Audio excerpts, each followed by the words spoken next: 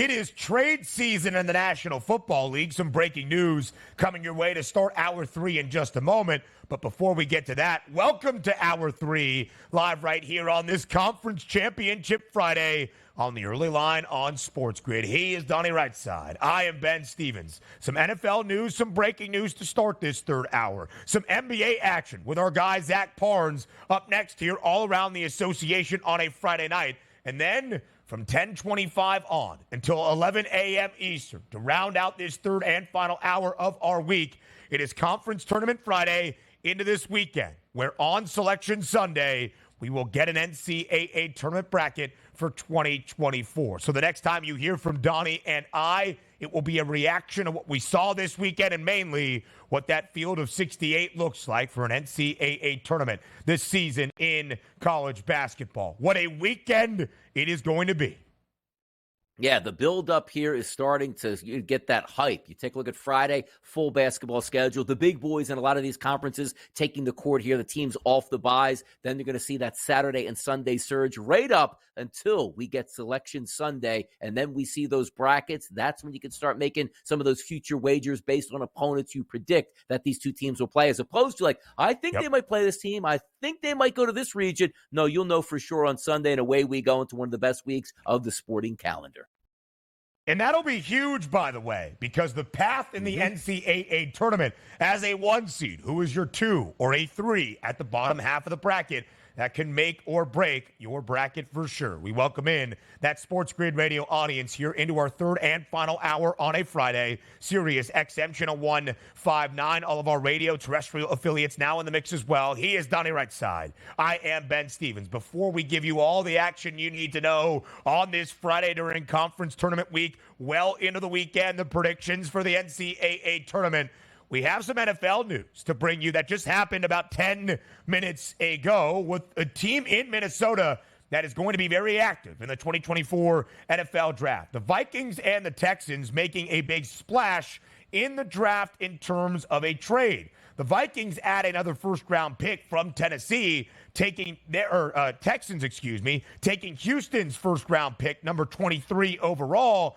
And they get a 7th-rounder as well, going back to Houston, Minnesota's 2nd-rounder, a 6th-round pick, and a 2025 second-round selection. So Minnesota moves back into the first round. They also have the 11th overall pick as well.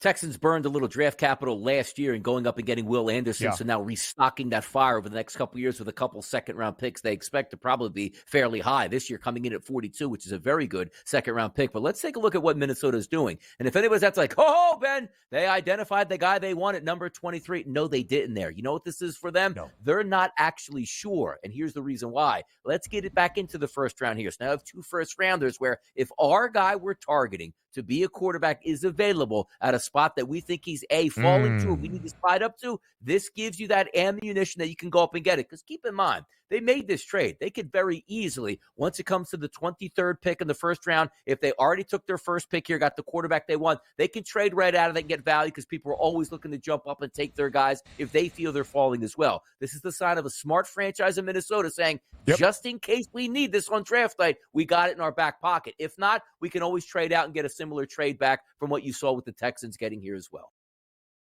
So I think this is very important. I think Minnesota might be looking to package a couple of picks to move up from number 11 overall, maybe into the top 10. I think the Vikings have their sights set on Michigan's quarterback, J.J. McCarthy. Probably the most draft buzz so far in the early goings of this draft cycle following the scouting combine in Indianapolis just a few weekends ago. Minnesota is the favorite to draft J.J. McCarthy in that market available. Which team drafts J.J. McCarthy? Minnesota favored at plus 125. It is not the minus 2,000. That is Caleb Williams to go first overall. It's not even the minus 150 to go Jaden Daniels. That is number 2 overall. But when you look at which team takes insert X player, there's about 5 or 6 of those draft markets available on the FanDuel Sportsbook. Everybody's in plus money, and a lot of the plus money is 3-1, 4-1, 5-1, despite a team having the shortest price relative to that market. To approach even money, I have said it before, after Kirk Cousins signed with Atlanta on Monday afternoon, J.J. McCarthy, you are a Minnesota Viking. So the Vikings now have 2 first-round picks, 11th overall, 23rd overall. Drafting 5th right now is the Chargers. Drafting 6th right now is the New York Giants. There has been some reports and some rumors that the G-men are also interested in J.J. McCarthy and might look to a quarterback at 6th overall. Drew Lock signing with New York earlier this week. Of course, Daniel Jones in the second year of that big 4-year deal he signed last offseason. But I think Minnesota is going to be aggressive in getting its quarterback of the future. And that, in my estimation, Donnie, remains J.J. McCarthy out of Michigan. Yeah, and it's going to be fluid, too, because as we said, there's a lot of quarterbacks we expect to go in round number 1. The one thing we don't know is exactly in these draft and war rooms who these teams actually like here. So just to be flexible and trying to play ahead of the game are the Minnesota Vikings. Now, let's take a look at what happened just last year, which I think was a comedy of errors all across the board. If you remember, about this time of year, we were looking at the number 1 overall pick being traded from the Chicago Bears over to the Carolina Panthers. And the Panthers immediately walked up to the podium and said, we did this because we have no idea who we like in the draft, but we wanted the number 1 overall pick. Like, oh, this is really going to end well. Quite frankly, I know you can't say it didn't end well because there's a long way to go in some of these NFL careers, but C.J. Stroud looks like the much, much better quarterback than Bryce Young. But what we're saying now is you don't trade up the number 1 with flexibility on who you want. You trade up the number 1 because of actually who you want to take in that spot here, and that's who you think is going to go number 1 overall. The reason why we like the Minnesota Vikings doing this is they're saying to themselves, you know what? We have options here. If our guy's available, we need extra draft ammo. We'll have to call another team on draft day and try to put a 3-team deal together in this span of 5 minutes here. We got that first round pick. If our guy falls or we need to step up, we have that in our back pocket. If we want to use that and already have our quarterback at the 23rd pick, so be it. If we want to trade out, we can. I love this for Minnesota. It's smart. It gives you options on draft night because, as we know, players are going to fall, players are going to rise. They get their guys. They're going to have the ammo to go up and move up to get them now.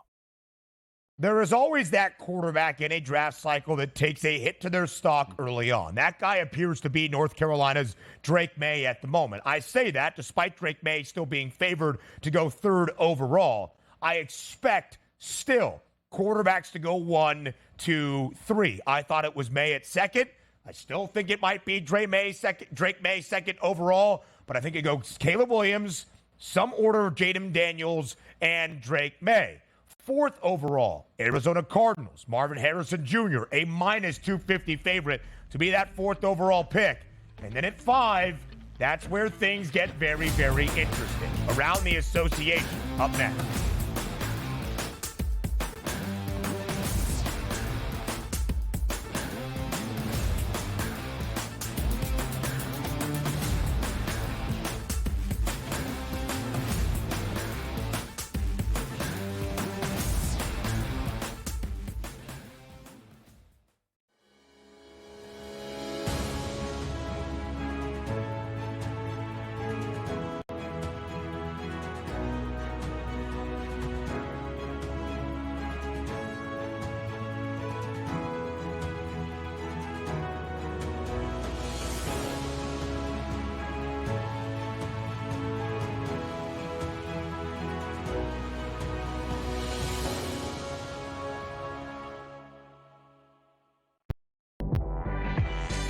You can worry about Kentucky's maturity.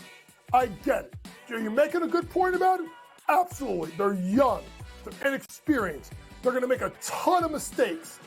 Sometimes you can worry about their defensive tenacity. But boy, they got shot creators and they got shot makers. Betting above the rim, only on SportsGrid. Betting in-game, there's a big difference, right? Like the computer changes the number so often. Like, I tried to get this in right now, but in reality, as I saw plus 165 in the arena, they're hitting the shot. And I'm getting this like a couple of seconds late. And even the sports book, like, technology can only, like, travel so fast. Sports Rage Late Night, only on SportsGrid.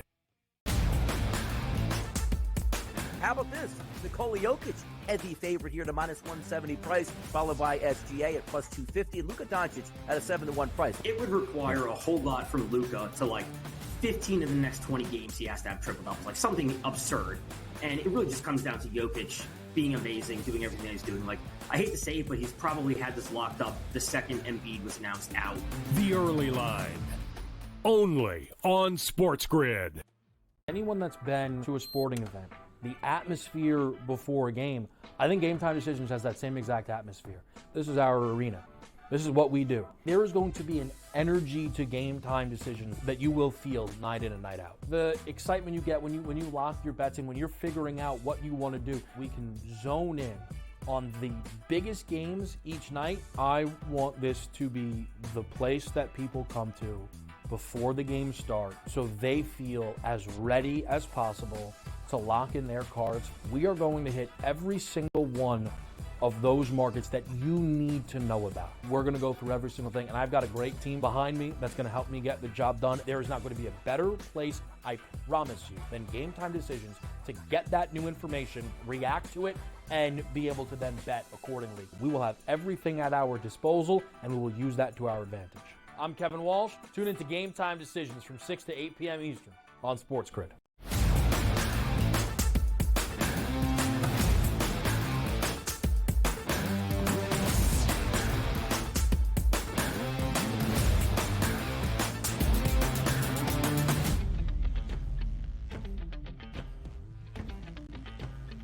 A shorter 6-game slate in the NBA on this Friday evening, and we focus around the association here on this Friday morning on the Early Line. I am Ben. He is Donnie. The man in the middle is now Zach Parnes. We are very glad to have Zach Parnes here on this Friday on the Early Line. And Zach, we need your expertise around the association because for the rest of this third and final hour, Donnie and I squarely focused on Conference Championship Friday during this conference tournament week in men's college basketball. So if there are NBA picks in place to be had here on this Friday morning on SportsGrid, you, my friend, must deliver them.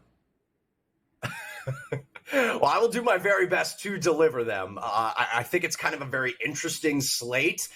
We might end up getting into some futures, too, just because these games are kind of lopsided matchups in totality. But should be an exciting night within the association. It's been this kind of interesting trend. I saw on ESPN yesterday they were talking about why is scoring down in the NBA right now, as if the guys still aren't putting up 115 points a game each. You know? Yeah. Unders hitting in a big way, nearly at a 62% clip since the All-Star break. Last night, though, we saw some overs in spots, like in Oklahoma City, a ton of points in Boston inside TD Garden as well. Will we see an expected offensive affair tonight in San Antonio? Total 221.5 for the hottest and best team since the All-Star break, the Denver Nuggets. 11 games, Parnes, for the reigning NBA champions since the break. They have won 10 of them. Denver, a double-digit favorite on the road tonight against San Antonio. A big spread. Can Denver keep it rolling? It's a great question, but look, I mean, it's number one versus number last, 15, right? I mean, the Spurs obviously are not playing for a championship anytime soon.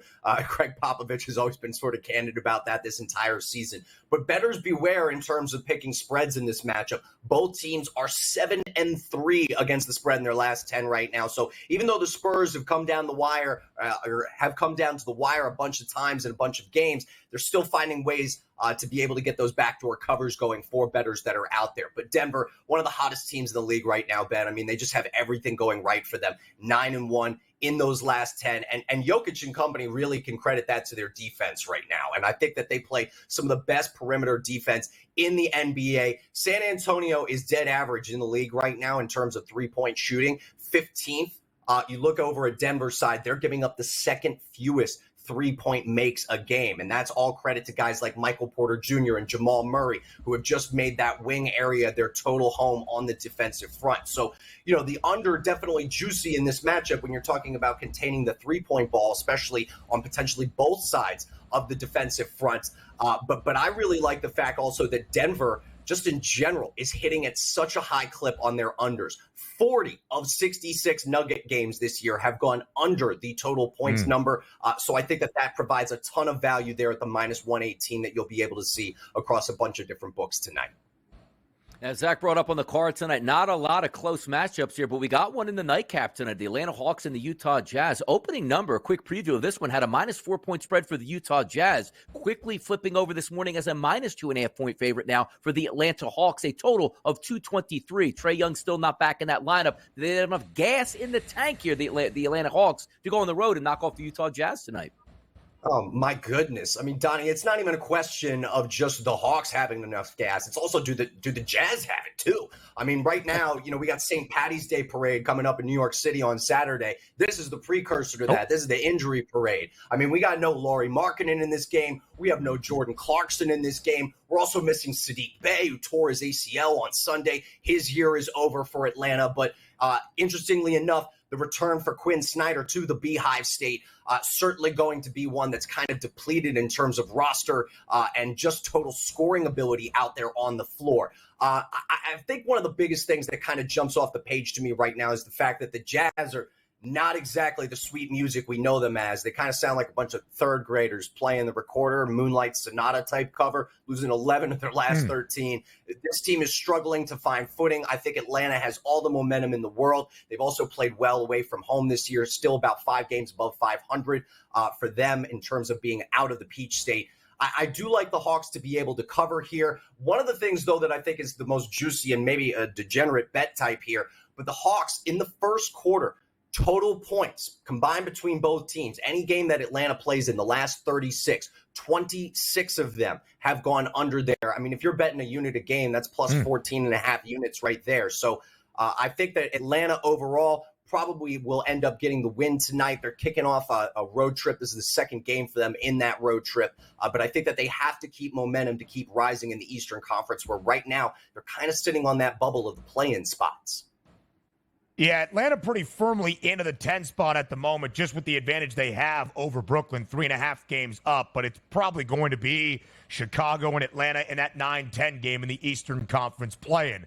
The Hawks, the worst covered team in the NBA, the only team that is covering in less than 35% of their games. Atlanta even 5-5 in their 10 since the All-Star break. But in all 5 wins, they have covered the number. Now the short road favorite tonight in Salt Lake. Here's a good one out west, the team that sits in the 4th spot. The LA Clippers, big victory last night in Chicago. Second leg, though, of a road back-to-back for the Clippers, now in New Orleans, where the Pels see themselves as a 7.5-point favorite. New Orleans, the 5th seed currently in the Western Conference standings. The Pels were a 7-point favorite a couple of nights back against Cleveland. The Cavs went into the Big Easy, won outright big as an underdog, snapping a 4-game win streak for New Orleans. But the Pels had covered in all 4 consecutive wins. Parnes, when you see the spread at 7.5 in favor of the Pelicans, what does that tell you about the expected outcome tonight in the Big Easy?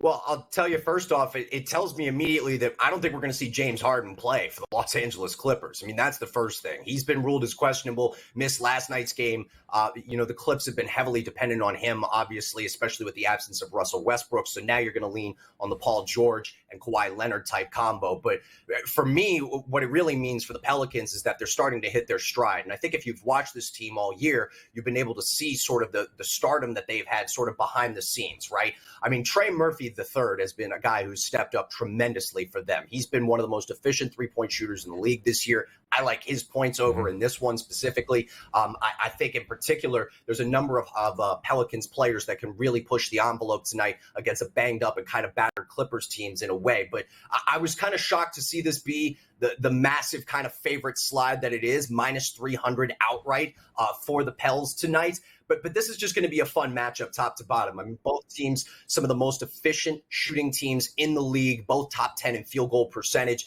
But Kawhi Leonard, I think, is someone to watch tonight as the hours go on, as we get closer to tip-off, especially if Harden gets ruled out. Because right now, his points total sitting at 24.5.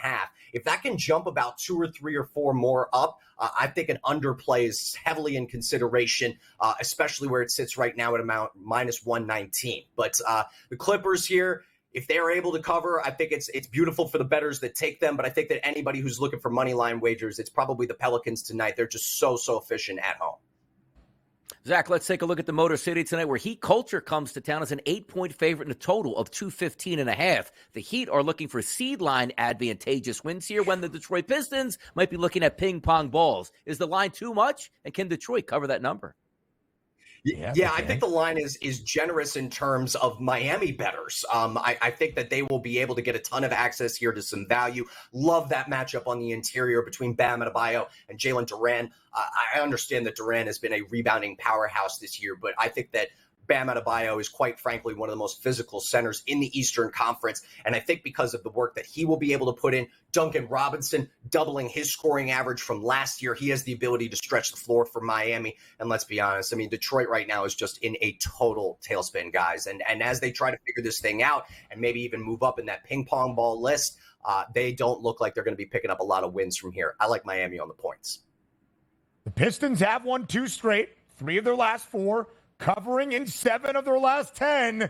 I think both of you are overlooking Detroit tonight, at least covering the numbers. Zach, we appreciate the NBA knowledge. It's college hoops the rest of the way here on this Friday on the Early Line.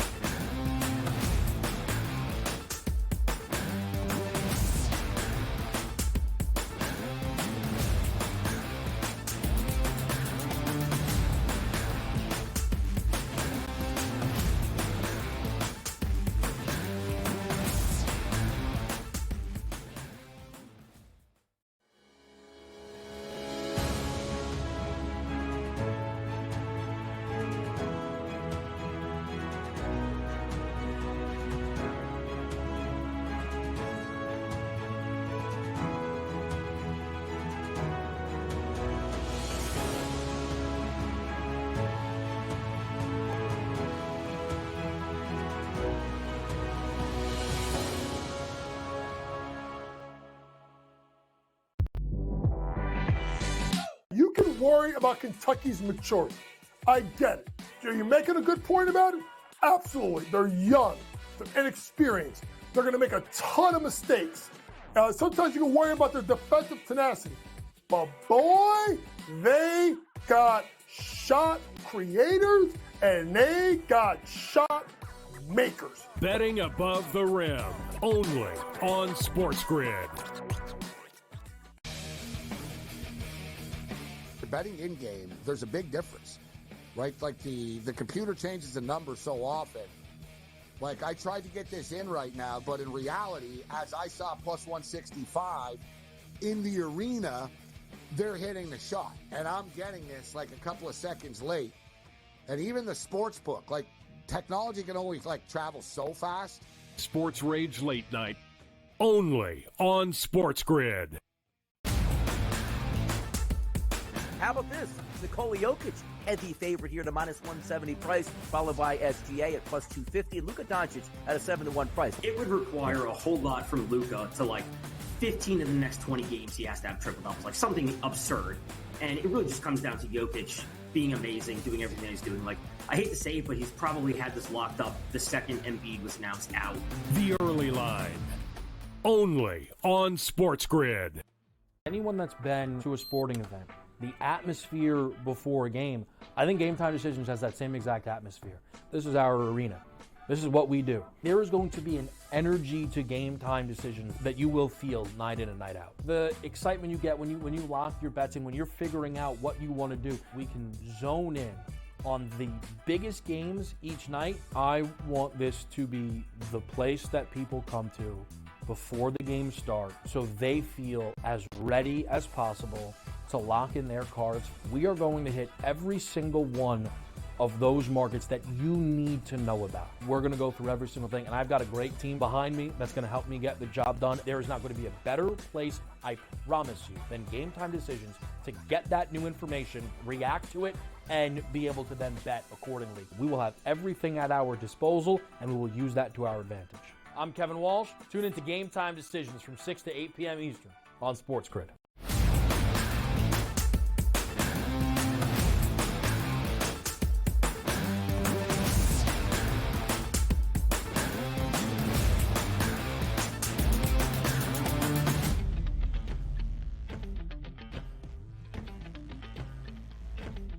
It is Conference Championship Friday live right here on the early line on SportsGrid. What time is it? 10:25 as the seconds and the sands and the hourglass roll on here on this Friday on the early line. That means for the next 35 minutes up until 11 a.m. Eastern, when we send you into your conference championship weekend, it is men's college basketball here on out. Semifinal Friday at 4 of the 6 high major conference tournaments in the ACC, Big East, Big 12, and the Pac-12. Quarterfinal Friday in both the Big 10 and the SEC tournament. And we will also set the stage for what might be conference title Saturday, semifinal Saturday, all of that and more 2 days out from Selection Sunday. We start in the ACC, semifinal Friday in Washington, D.C. The number 1 overall seed, North Carolina, now a 7.5-point favorite against Pitt. Pitt firmly on the bubble. A quad 1 win over the Heels would go a very long way, but the market, Donnie, working to UNC. And can Virginia get on the right side of the bubble, right side himself? Donnie is hoping that is not the case. NC State has already won 3 in a row in the ACC tournament. Can they make it 4 straight? They're a 3.5-point dog. Yeah, I don't know if they do, to be honest. And this is where it comes into, like, even though you can hate a team, I see it all the time. Like, Don, I can't believe you bet that basketball team or you bet that football team. I thought you hated them. Well, not enough to make money on it at that point here. I do think UVA at a minus 3.5-point favorite does make a lot of sense today. And also, you're talking about teams that haven't played on back-to-back nights, playing 3 straight nights here, eventually going to get tired and frustrated playing a team like UVA, who actually went to overtime yesterday, so they had to expend a little bit more effort. But if we're taking a look at the cream of the crop in the ACC, for me, Ben, it's got to be North Carolina, right? You're taking a look at the number 1 most efficient defense here, which is going to matter a lot. And when we talk about those styles that make some fights here, we know Carolina can really get after it on the defensive glass, but here is where the tough times come for opponents trying to play them. Number 1 in ACC play defending the 3-point line. That is North Carolina, matched up with number 1 at defending inside of the 3-point line. That's North Carolina. You take a look at that Pittsburgh offense today. They love to shoot the 3-point shot. Nobody in conference play per possession shoots more 3-point shots than Pittsburgh. However, UNC, out of 15 teams, is 4th at defending that 3-point line and chasing you off. It's a good lineup here for North Carolina. I think they win going away in this one and really exert their power here in the ACC. So it is really interesting because both Donnie and I bet North Carolina before the ACC tournament at plus 160 to win said ACC tourney. And with Duke getting bounced last night by NC State, that ticket looks gorgeous right now on semifinal Friday. 4 teams remain in D.C. North Carolina now, Donnie, minus 170 to win the ACC tournament. If you do a little bit of money line math, North Carolina now a 7.5-point favorite against Pitt, minus 345 money line. If you estimate it, UNC around an 8.5, 9.5-point favorite against the winner of Virginia and NC State tonight. That's minus 450 on the money line. That would be around your minus 170 ticket. Again, looking pretty good. North Carolina, though, Pitt being a little bit of a feisty team. The Panthers have won 4 straight DRS. They've gone over in 4 straight. They don't play at a very fast tempo. North Carolina, one of the 50 fastest paces in all of college basketball, went well over yesterday against Florida State because they scored 92. 147.5 is that total. Intriguing for me. I agree with the market in North Carolina. NC State, by the way, now just a 2.5-point dog. I understand what Virginia does. This is not the same Virginia team. They are just not nearly as talented this year in Charlottesville as they have been in years past. We're going to get to 9:30 tonight, and I'm probably going to bet NC State money line. Who do I kid? Big 12 semifinal Friday in Kansas City. The top team in the tourney, the top team in the country has looked the part. Houston, a dominant victory yesterday, holding TCU to only 45 points. The line ballooning in favor of the Cougs. DRS, as you shared earlier, 7.5 early on this Friday, now 9 and a hook against Texas Tech. We have a virtual pick'em in the nightcap in KC. Iowa State, 1.5-point favorite, minus 125 money line against Baylor. That's a top 15 tilt.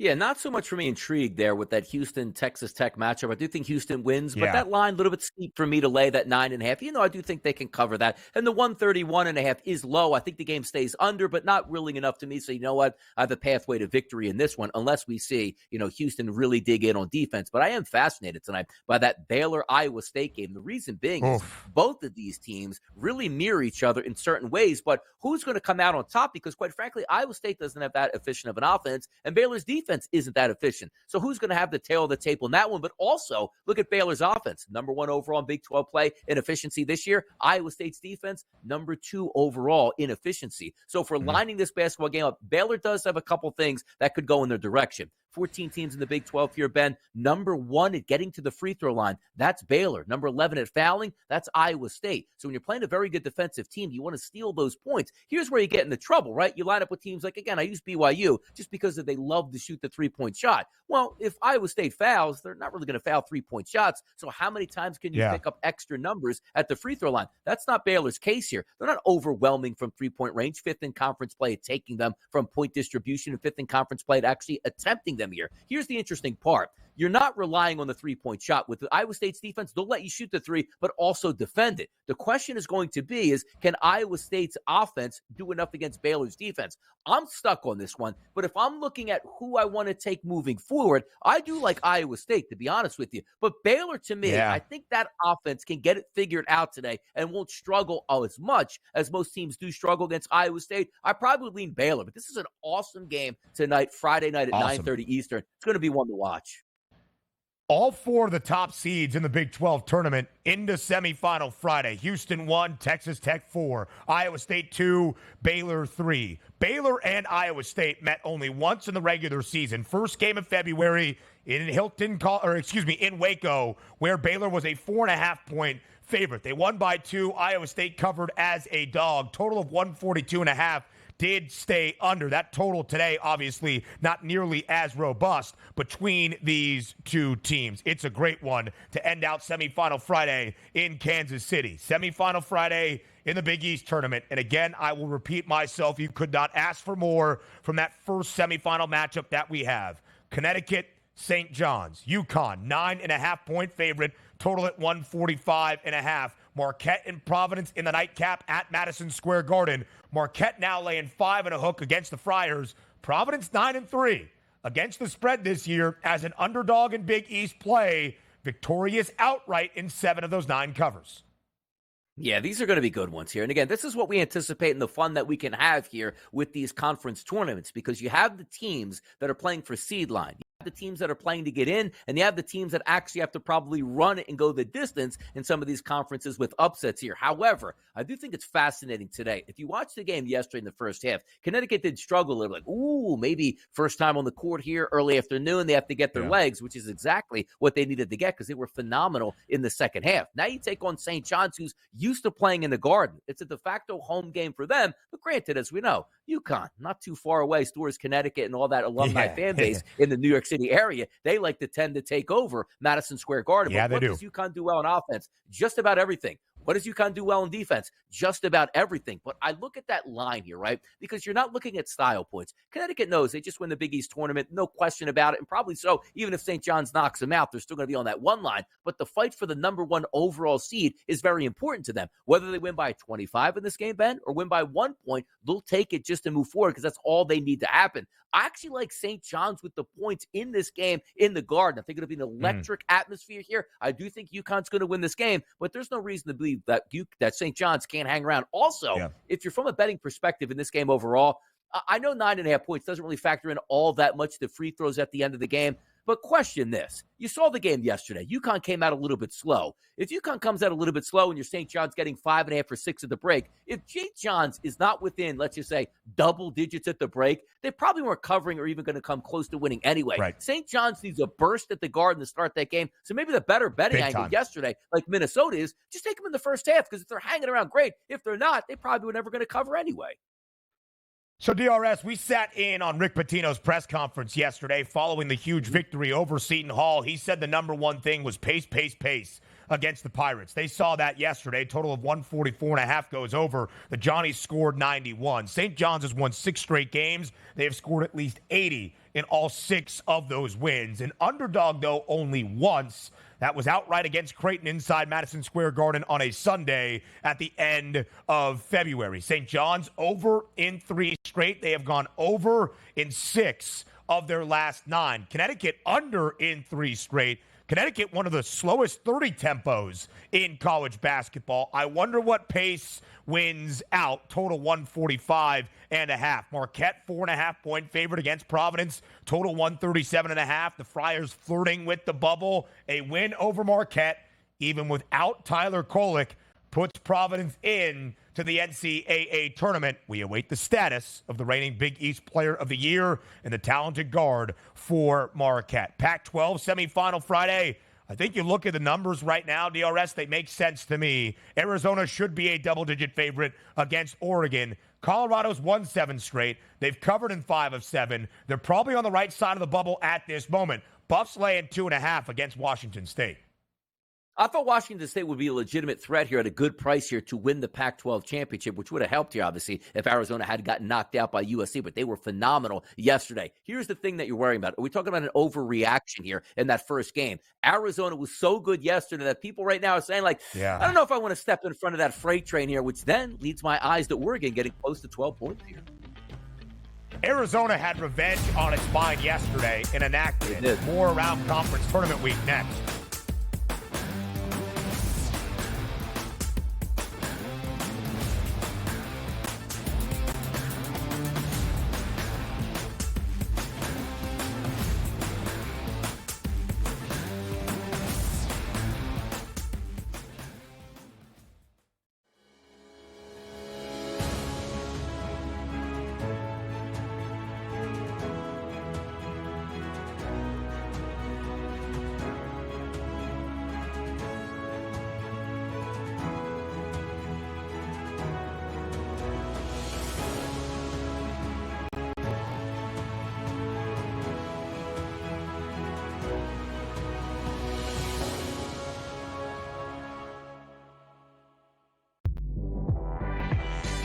You can worry about Kentucky's maturity.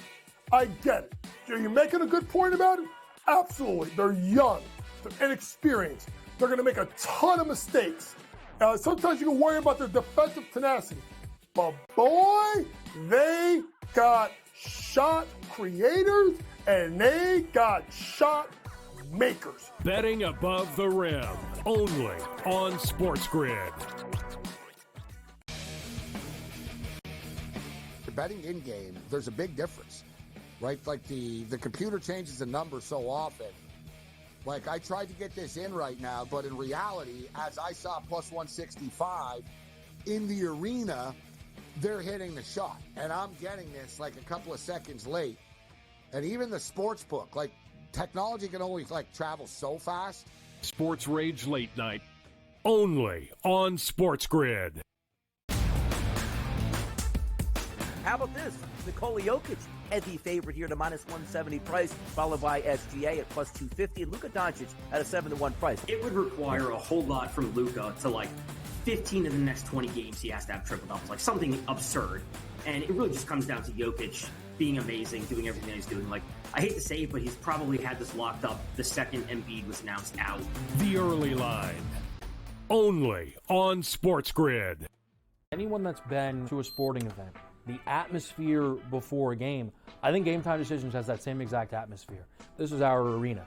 This is what we do. There is going to be an energy to Game Time Decisions that you will feel night in and night out. The excitement you get when you lock your bets in, when you're figuring out what you want to do, we can zone in on the biggest games each night. I want this to be the place that people come to before the games start so they feel as ready as possible to lock in their cards. We are going to hit every single one of those markets that you need to know about. We're going to go through every single thing, and I've got a great team behind me that's going to help me get the job done. There is not going to be a better place, I promise you, than Game Time Decisions to get that new information, react to it, and be able to then bet accordingly. We will have everything at our disposal, and we will use that to our advantage. I'm Kevin Walsh. Tune into Game Time Decisions from 6 to 8 p.m. Eastern on SportsGrid.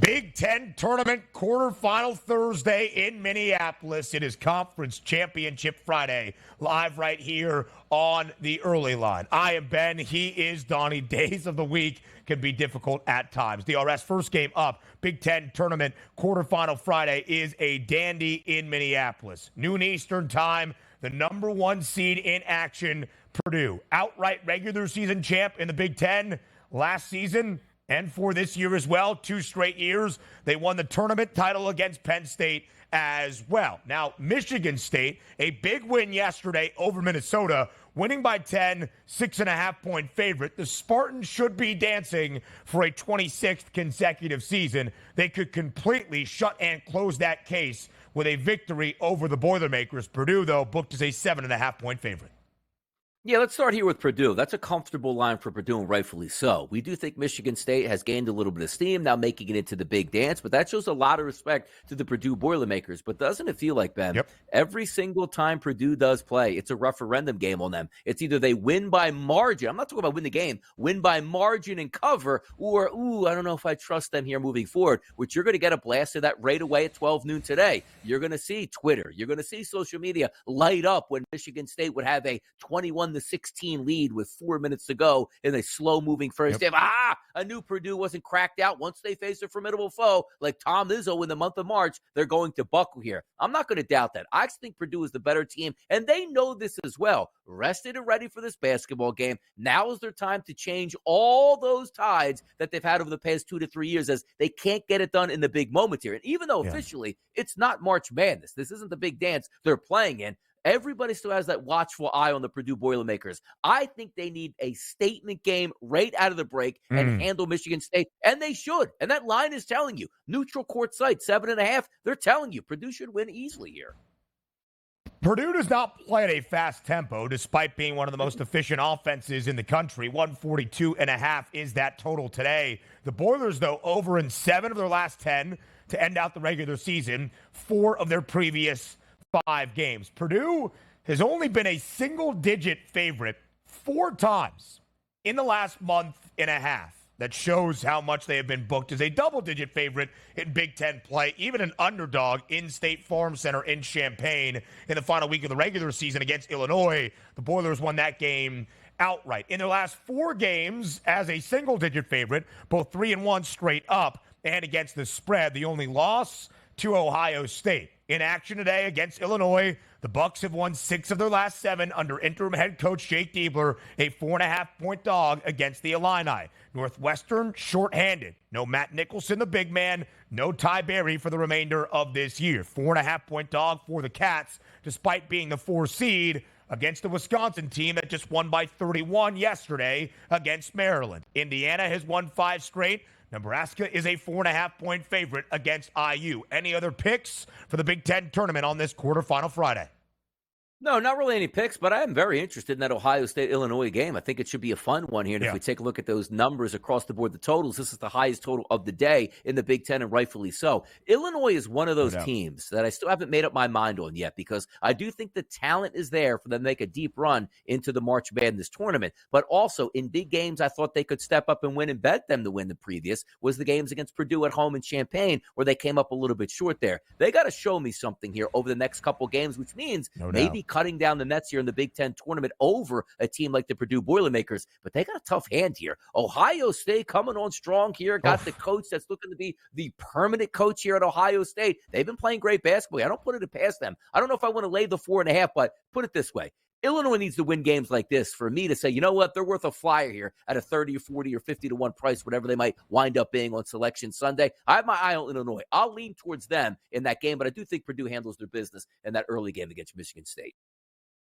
Illinois, fourth best offense in the country, but outside of the top 75 in defense. That is the question for the Illini. It is one of the reasons that of their 31 games this year, they have gone over in 21 of them. Ohio State over in 4 of the last 6.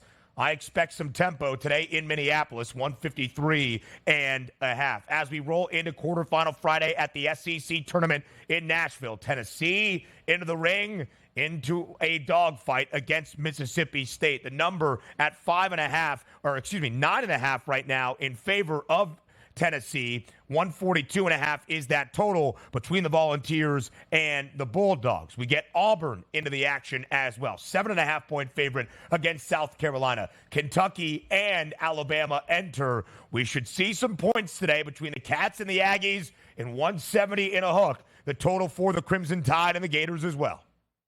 Yeah, 2 heavily favored teams. Tennessee close to double digits there up against Mississippi State at a nice victory, come from behind yesterday. You take a look at Auburn and South Carolina. South Carolina, that team that feels like they were ranked all season long but never got a lot of love, which includes from the odds makers being like a game out with 3 games to play in the SEC. Like, they have no chance at that. This is a team that's played a lot of tough teams and a lot of tough competition this year, and it's really risen to the case. And also keep in mind, their head coach, who Ben likes to say is Paris Lamont, as we know as Lamont Paris, got an extension here with South Carolina. So moving I mean, who would have known any better at this point? Sounds great both ways there, so he could probably fly the other way if he wanted to. The one game I'm really interested in, if we remove Florida and Alabama, you know me, I like Florida. I think there's a legitimate chance they can win the SEC conference tournament. But it's Kentucky. Again, it's that feeling I have with Purdue. Like, I know they're good, but they have to prove it to me on a night-to-night basis, it feels, which really isn't fair. They're now top 10 in the country, and we're still looking at them as, quite frankly, underdogs. They're not an underdog today against A&M, but that's a quality opponent here. Give me something to cheer for Kentucky moving forward, because the value is probably not going to be there on Selection Sunday if they wind up in the SEC final here. But I need to see something against Texas A&M. That's going to be a close one all the way through. Kentucky not great defensively as well. Same story for Illinois. Total between the Gators and the Tide, 170.5. These two teams met twice in the final 3 weeks of the SEC regular season. Both totals higher, at least 174 in a hook, and both went over. One needed overtime to go over, but we ended with 191 points between Florida and Alabama. I like the over today as well between the Gators and the Crimson Tide. Other notable games on this Friday. We've seen chaos in the A-10 DRS. All of the lower seeds yesterday won outright. We've also seen a little bit of chaos in the American. Temple pulls off a victory. Memphis and SMU. Temple beat the Stangs of SMU, by the way. Memphis was the 5 seed. The Stangs were the 6 seed. Both second and third best prices to win the AAC tournament, only behind FAU. Now they're both out. Number 1 seed, South Florida, in action today as well. I like the Bulls and where they stand now based on how the bracket lays out in the American. Yeah, it's interesting, man. This is what we like, because a lot of these teams obviously aren't going to put on those dancing shoes unless they win their conference tournament. Teams that you thought were left for dead and shaving points, making runs here, which includes Temple, which finds themselves going up against Charlotte today. And it's a pretty good matchup for Temple. Now, granted, 14 teams in conference play. Temple's 11th on offense and 11th on defense, and rightfully so. They've been a really bad basketball team for most of the season. But the one interesting thing is Temple loves to shoot the three-point shot, and if it's going down, they have a legitimate chance to win here. So you're taking a look at a team in Temple who can shoot the three, but also Charlotte does defend the three quite well. I do think this is the final run for the Temple Owls today, but who knows? Couple straight victories here, feeling good here. Maybe to make a run with a lot of top seeds out. You never know, but I think Charlotte's going to be able to handle Temple today and then that Owls run. Mountain West semifinal as well. Utah State, San Diego State, the Aztecs, despite being the 4 seed or maybe even the 5 seed in the conference tournament, the favorite over the top seed in Utah State, 3.5-point number. New Mexico on a roll, 2.5-point favorite against Colorado State. Elsewhere in the A-10, like we mentioned, Loyola Chicago out, Dayton out. We looked at the top team in the tournament, Richmond, getting bounced yesterday as well. So many teams taken out on a Thursday in the A10. We are on to semifinal Friday there as well. FAU, as you saw, 5.5-point favorite in their matchup against the Mean Green of North Texas. Now a 7.5-point number in favor of USF. That transitions us to where we need to go for tomorrow into the weekend. Now, as of Saturday, all 32 conference tournaments in the country will have started or been completed because the Ivy League only sends 4 teams to its conference affair. Princeton has been sensational, but needs to win the conference tournament to get into the big dance. Only 2 games, a semifinal matchup, a title game on Sunday. The Tigers, the even money favorite at plus 100, but Yale not all that far behind, only 80 cents back, plus 180.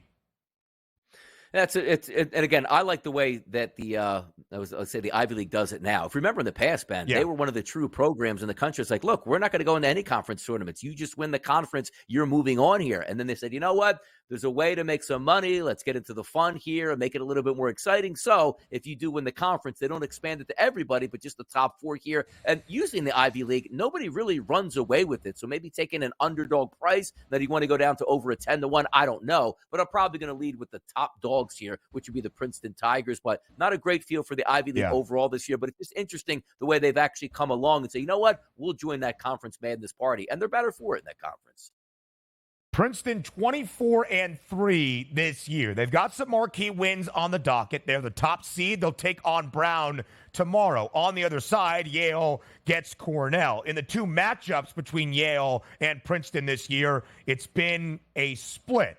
Yale won outright when booked as a favorite and covered. Princeton won outright when booked as a favorite and covered. That's why you see those prices. Even money Princeton plus 180 for the Bulldogs. Elsewhere around conference tournament weekend, we look at the high major. North Carolina, semifinal Friday, minus 170 to win the ACC. Houston, odds-on favorite at minus 140, a 9.5-point favorite against Texas Tech in the first semi in Kansas City today. UConn, hefty favorite now in the Big East. 9.5-point favorite against St. John's. They await the winner, potentially, if they knock off the Red Storm, of Marquette and Providence. Purdue still plus money, plus 135. It was around a plus 150 number just a few days ago. Arizona sets up favorably in the Pac-12, now greater than a $2 favorite. Tennessee plus 185 to win the SEC. Arizona, Tennessee, North Carolina, Donnie, all battling for that 4th and final number 1 seed. Purdue, UConn, and Houston, regardless of what happens this weekend, more than likely slotted in to 3 of the 4 1 seeds in the NCAA tournament. The higher the seed, as we know, the easier the pathway is supposed to be for these teams. That's why they're still fighting. That's like, we're already in, and we might get a 1 line. Yeah, you might get a 1 line, but you want that number 1 overall line because theoretically, again, it's supposed to be the easiest way. Now, I didn't do this, which I said I probably should, Ben. I wanted to bet all of the favorites to win their conference tournaments here, which usually is stupid to do because, hey, look, they're all favorites, a lot of minus money. But I thought they were honestly the best teams overall outside of teams like Tennessee. But I did take 2 of them, which is North Carolina, which looks good now. We'll see a little bit later how good Purdue is actually going to be at this point. So if we're saying all of these teams, look at that. North Carolina, Houston, UConn, Purdue, Arizona, and Tennessee still alive. They're all 1 seeds. Let's see how they fare today as that competition level starts to rise. Some of these teams playing their first game in conference tournament play. The only numbers that haven't moved, Purdue, Tennessee, because they haven't really started conference tournament action yet. Other favorites quickly. FAU favorite in the American. In the A10, it is now VCU. CUSA, Sam Houston State. Akron, the favorites in the MAC. The top team, Toledo, got bounced yesterday. San Diego State, the favorites in the Mountain West. Huge game against Utah State. Best bet on this Friday. Next.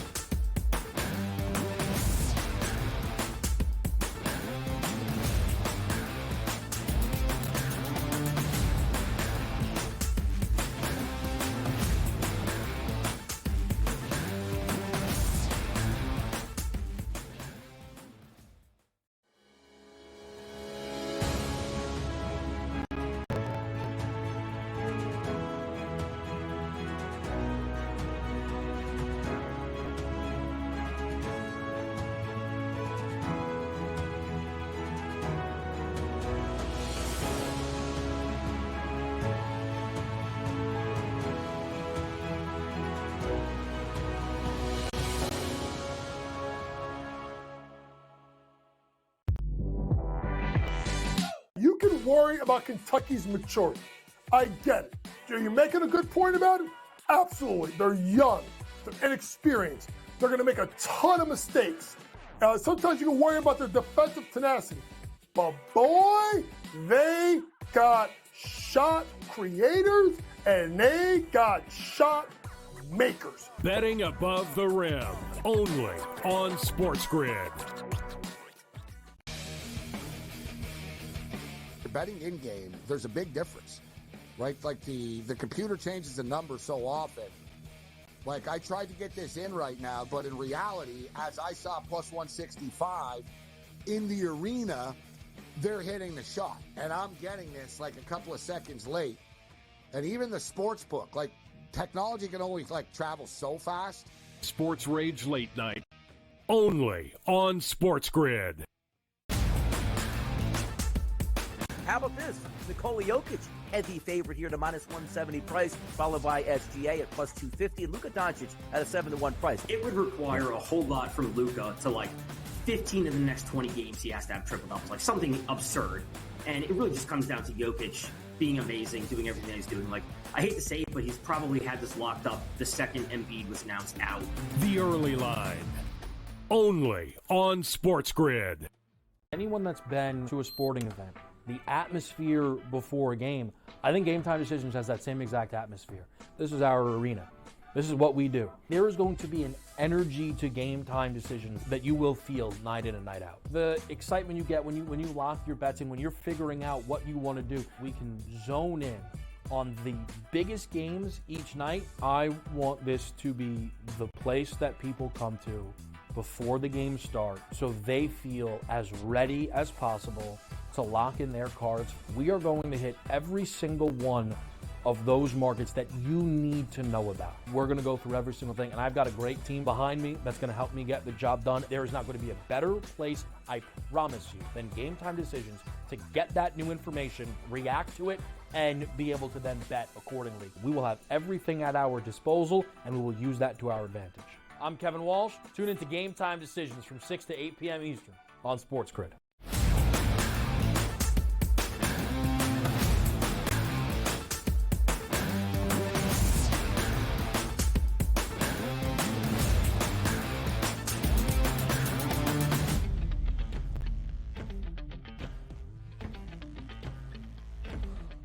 A conference championship Friday, a week comes to a close. Live right here on this Friday on the early line, we close out our 3 hours together. I am Ben Stevens. He is Donnie Rightside. Thank you for being here all week long on the SportsGrid Network. The next time that we speak DRS, it will be the Monday following Selection Sunday. And I hear we might be in person together. So who will be a part of that NCAA tournament bracket? Some other conference tournament games that we need to bring your way. Conference title game set between Vermont and UMass Lowell in the America East Final. Tomorrow, 11 a.m. Eastern Time. Get up, get early.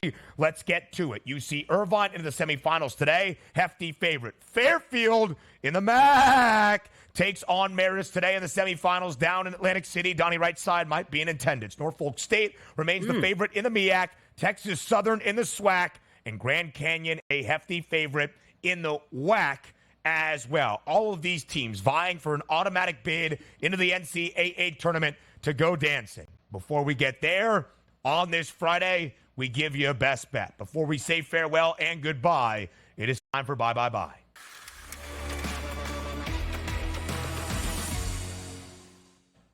Donnie Rightside, what do you like on this Friday entering conference championship weekend? Let's go to the ACC late night action, 9:30 p.m. If you're not asleep by that time, you will get put to sleep by the Novocaine that is Virginia at minus 2.5 points. The NC State, look, they don't shoot the three-point shot with urgency. They don't make enough of them. That's what we need to do to beat that pack line defense. Virginia is going to win this game by 3 points or more tonight. As much as I hate it, you got to make it happen, and you want to put that green in your pocket. This guy was using campaign slogans to keep Virginia out of the NCAA tournament and just laid a number with them in the ACC semifinal. Big Ten quarterfinal Friday. Illinois needs to get better defensively. Hasn't happened yet. against Ohio State, maybe the hottest team in the conference, over 153.5. We'll see you Selection Sunday here on Sports Grid. We'll see you Monday after Selection Sunday. Have a great weekend.